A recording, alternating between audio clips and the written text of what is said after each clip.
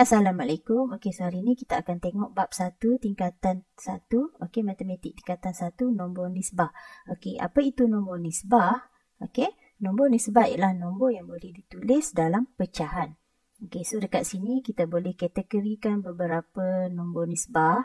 Okey, so saya tulis kat sini. Okey, nombor nisbah, okey, kita boleh kategorikan yang pertama, okey, iaitu kita tulis integer. Okey, yang kedua nombor nisbah juga, okey, dalam bentuk pecahan. Okey, yang ketiga, okey, nombor nisbah juga berada dalam bentuk perpuluhan.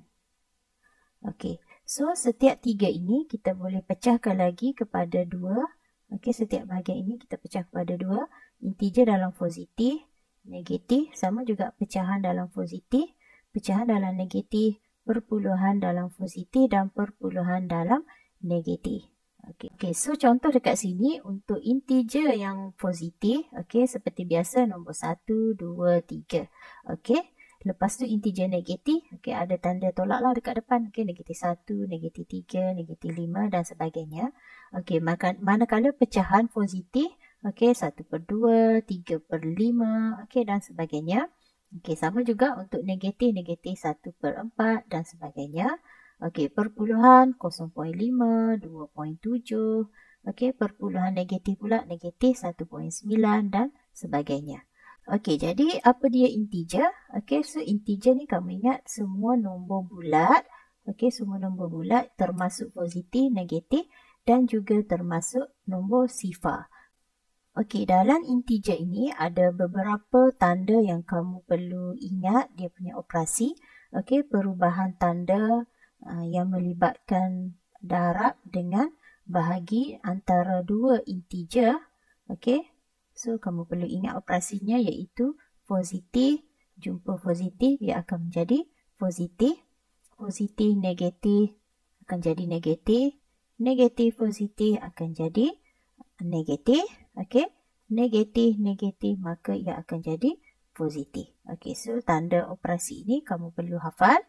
Okey, kemudian kita tengok pula apa itu operasi aritmetik. Okey, operasi aritmetik ni maksudnya operasi pengiraan yang melibatkan tambah, tolak, darab dan bahagi. Okey, so yang pertama kita tengok dia punya tertib susunan ataupun cara untuk jawab soalan tu lah.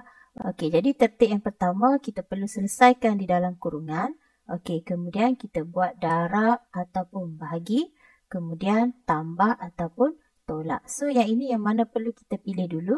Okey, so kamu pilih yang dari kiri kepada kanan.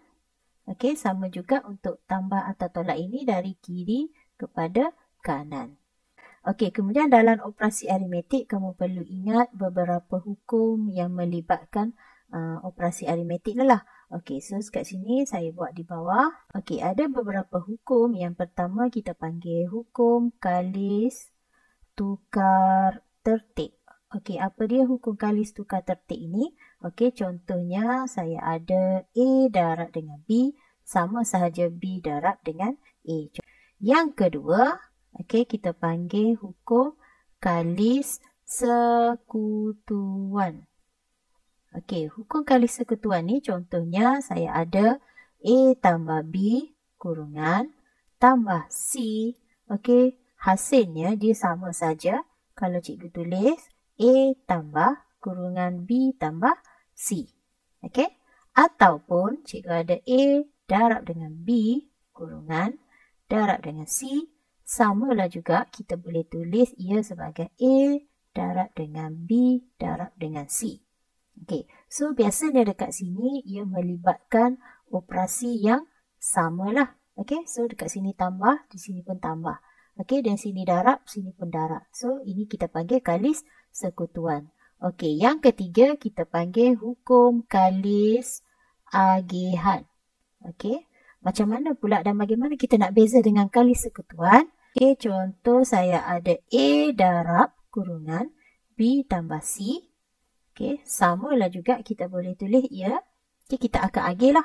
Okey, sebab darab dengan tambah. Okey, kita selesaikan darab dulu. Okey, so kita boleh agih kat sini maksudnya A darab dengan B tambah A darab dengan C. Atau juga kalau saya ada untuk A darab B tolak C, maka hasilnya iaitu sama juga. Okey, kita darab di sini satu-satu. So A darab dengan B tolak A darab dengan C. Okey, maksudnya dekat sini bila melibatkan kalis agihan, biasanya operasinya adalah berbeza.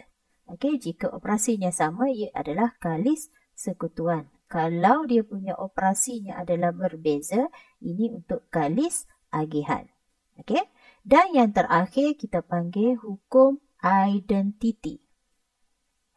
Okey, apa dia hukum identiti? Hukum identiti ini biasanya ada nombor 1 dan sifar. Contohnya A tambah dengan sifar sama dengan A, ataupun A darab dengan sifar. Okey, so dapat sifar. Atau A darab dengan 1, so masih dapat A. Jadi bila kamu jumpa ada sifar ataupun 1, ini biasanya kita panggil hukum identiti. Okey, sekarang jom kita tengok beberapa contoh soalan yang berkaitan tentang nombor nisbah inilah. Okey, soalan yang pertama, kita akan tentukan sama ada nombor yang dinyatakan atau saya senaraikan di bawah ini adalah suatu integer atau tidak. Nombornya iaitu negatif 5, 4.5, negatif 2.3, 0.12, 1, negatif 1/6. Okey, so kita nak tentukan yang mana satu adalah integer. Okey, so apakah jawapannya? Okey, maka ingat balik integer ialah nombor positif, nombor negatif dan sifar yang melibatkan nombor bulat saja. So jawapan yang pertama negatif 5 dengan 1. So nombor yang lain ini ialah nombor perpuluhan dan pecahan. Okey. Yang kedua, soalan yang kedua, yang biasa ditanya iaitu susunkan secara menaik atau menurun bergantung pada soalan. Contoh hari ini saya bagi susunkan nombor berikut mengikut tertib menaik. Okey. Nombor-nombornya iaitu negatif 4, 5, negatif 3, 2, 1 dan negatif 1. Jadi kalau kita nak tulis secara menaik, maka jawapannya kita akan ambil yang paling kecil. Ingat balik, yang paling kecil ialah nombor yang negatif yang paling besar. So, nombor negatif yang paling besar dekat sini, negatif 4. Okey, so kita akan mula negatif 4, negatif 3, negatif 1. Okey, so habis semua nombor negatif, kita akan ambil nombor yang positif bermula nombor yang paling kecil dululah. Okey, so ada 1, 2 dan 5. Okey, sama juga kalau kita nak susunkan secara menurun. Okey, so kita akan mulakan nombor 5 dan berakhir dengan negatif 4. Okey, so dia terbaliklah dengan tertib menaik. Kita cuba pula soalan yang ketiga. Okey, kita akan buat operasi pengiraan. Okey, so yang pertama saya ada 4 tolak 12. Okey, bahagikan dengan negatif 2 tambah dengan negatif 1. Okey, untuk selesaikan soalan ini, kamu perlu ingat balik tertib untuk operasi aritmetik kita, iaitu kita perlu selesaikan dalam kurungan. Okey, kemudian darab atau bahagi, dan yang terakhir tambah ataupun tolak. Ini mengikut kiri ke arah kanan. Okey, jadi yang pertama kita cek ada bracket, tapi bracket ini single numbers. Okey, jadi dia tak ada partner. So, kita pergi kepada darab atau bahagi. So, kita ada bahagi dekat sini. Okey, so nombornya yang ini yang saya bulatkan. Okey, jadi sebelum kita selesaikan bahagi, kamu cek dekat sini, kamu ada nombor negatif dengan negatif. Dan sini ialah bahagi. Negatif, bila kita bahagikan dengan negatif, kita perlu tukar tandanya menjadi positif. Sama juga yang ini, tambah dengan tolak ataupun positif, negatif ini kita perlu tukar menjadi negatif. Maka kita boleh tulis balik. 4. So negatif 12 kita bahagikan dengan negatif 2. Kamu boleh tekan saja kalkulator. Kamu akan dapat tambah 6. So tambah tolak ini adalah dapat tolak 1. Kita tak boleh tulis dua-dua operasi. Kita kena gabungkan sama ada menjadi positif atau negatif seperti yang saya tunjuk tadilah. Kemudian kita selesaikan yang ini, kita akan dapat 9. Kemudian kita try soalan B. Saya ada dalam pecahan pula. 1, 2/3. darab 2/5 tolak 5/6. Okey, jika soalan begini sebenarnya kamu boleh pakai kalkulator tapi perlu tunjukkan dia punya pengiraan untuk dapatkan markah. Okey, caranya senang saja. Okey, ikut turutan tadi, selesaikan dalam kurungan. So, yang ini 2/5 dengan tolak 5/6 ini kamu boleh tekan terus dalam kalkulator. Okey, jadi yang di hadapan ini kita tulis dulu 1, 2/3. Okey, darab. So, yang ini bila kita tekan dalam kalkulator, okey, kita selesaikan.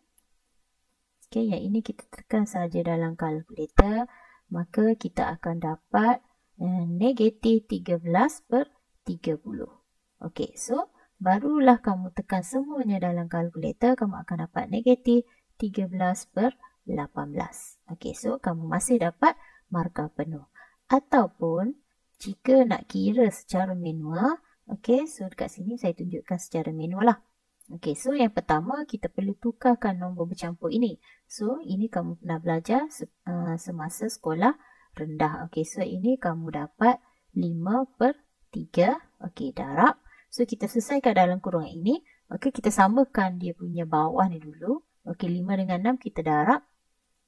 So, kat dalam kita akan dapat 12 tolak 25 per dengan 30. Okey, so kita selesaikan dalam kurungan, kita dapat negatif 13/30. Okey, jadi kita boleh terus darab, okey. Ataupun yang ini kita boleh kecilkan 5 darab 1, 5 darab 6. Okey, so sama saja 1 darab negatif 13, negatif 13. 3 darab 6 dapat 18. So, okey, kita cuba soalan yang terakhir, soalan C. Okey, negatif 0.52 tambah 3 kurungan 3/2 tolak 1.64. Okey, so yang ini saya campurkan pecahan dengan perpuluhan. Okey, so sama juga stepnya. Kita selesaikan yang di dalam kurungan ini dulu. Kamu boleh terus tekan kalkulator sebenarnya. Okey, tapi step yang kamu lakukan, kamu perlu tulis. So, yang di hadapan ini, kita tak buat apa-apa lagi. So, kita salin dulu. Okey, tambah 3. Okey, jadi yang berwarna hijau yang saya bulatkan ini, kamu boleh terus tekan kalkulator.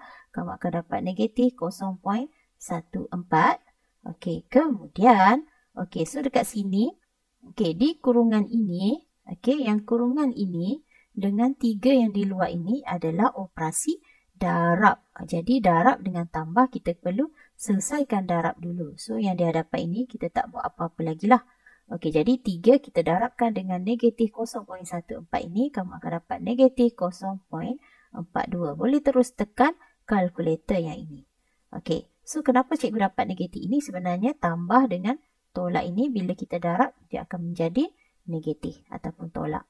Okey, maka kita selesaikan je, tekan je kalkulator, kamu akan dapat negatif 0.94. Okey, itu saja.